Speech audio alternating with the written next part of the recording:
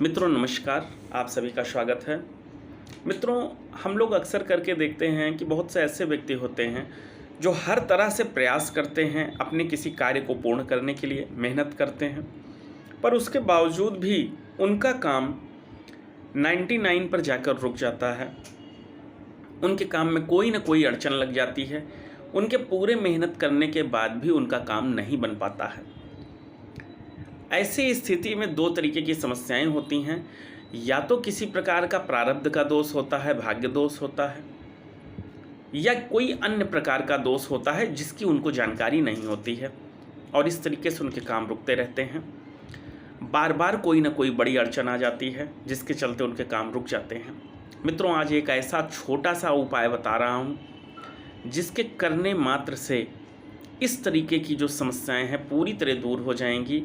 और अगर ये उपाय लगातार किया जाए तो व्यक्ति के जीवन में चमत्कारिक परिवर्तन हो जाता है। ऐसा परिवर्तन होता है कि उसके सारे के सारे काम अपने आप बनने लगते हैं। व्यक्ति स्वयं हैरान हो जाता है। बहुत छोटा सा उपाय रहेगा लेकिन चमत्कार से कम नहीं रहेगा।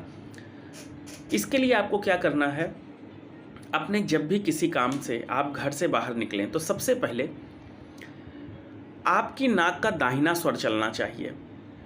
नाक में दो छिद्र होते हैं जिसमें दाहिना छिद्र को दायां स्वर, बाएं छिद्र को बायां स्वर कहते हैं। जब भी आप घर से निकलने लगिए तो बाएं तरफ के छिद्र को या बाएं स्वर को आप बंद कर लीजिए और सांस अंदर लेते हुए अपना दाहिना पैर अपने मेन गेट से आपको बाहर निकालना है। मैं यहाँ पे मेन गेट की बात कर रहा हूँ, घर के अंदर कमरों की बात नहीं कर रहा हूँ। जब आप अपने घर के मेन गेट से बाहर कदम रखते रहिए तो दाहिना पैर बाहर रखना है, साथ में दाहिने स्वर से सांस भरनी है जिसको हम सूर्य नाड़ी कहते हैं।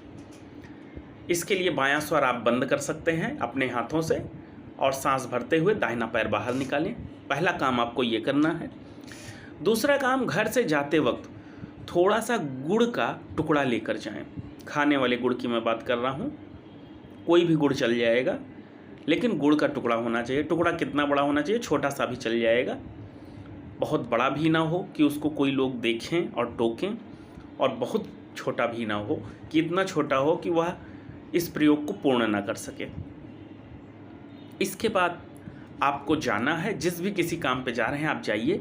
बीच में कोई भी पेड़ पड़ जाए, कोई भी पेड़, अगर बड़ा पेड़ है जिसको हम वृक्ष कहते हैं तो सर्वोत्तम होगा, पीपल का पेड़ है तो सर्वोत्तम होगा, बरगद का पेड़ है तो सर्वोत्तम होगा, पाकर का पेड़ है तो सर्वोत्तम होगा, आम का पेड़ भी चल जाएगा, कोई भी पेड़ चल जाएगा। अगर आपको इन पेड़ों में कोई पेड़ नहीं मिलता तो जो पेड़ मिले वही चल जाएगा।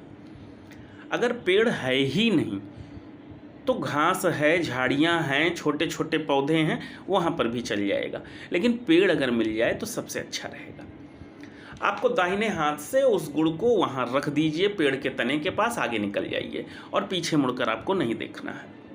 बस कामना रखिएगा कि हमारा कार्य बने और जाइए। ऐसा आपको प्रतिदिन करना है। छोटा सा उपाय है, ये आपको प्रतिदिन करना है। आप करते जाइए, आप देखेंगे कि कुछ ही दिनों के प्रभाव से आपके काम में जो जटिलताएं थी वो खत्म होना शुरू हो जाएंगी। पहले आपके छोटे छोटे काम बनना प्रारंभ होंगे, बाद में आपके जटिल जटिल बड़े बड़े काम बनने लगेंगे। इतने बड़े बड़े काम बनने लगेंगे जिन कामों के लिए बहुत बड़े बड़े सोर्स सिफारिश की ज़रूरत पड़ती है, वो काम भी बहुत मामूली से प्रयास में, बहुत मामूली प्रयास तो आपको करना ही पड़ेगा, क्योंकि किसी भी काम को करने के लिए कर्म तो करना ही पड़ेगा, लेकिन उनमें जो अदृश्य अड़चनें आ रही वो सब समाप्त हो जाएंगी। मित्रों, करके देखिए। इतना नायाब उपाय मैं आपको दे रहा हूँ कि बड़े बड़े पूजा पाठ से जो चीज़ संभव नहीं होती वो इससे आसानी से संभव हो जाएगी। करके देखिए। आज के लिए इतना ही। जय महादेव।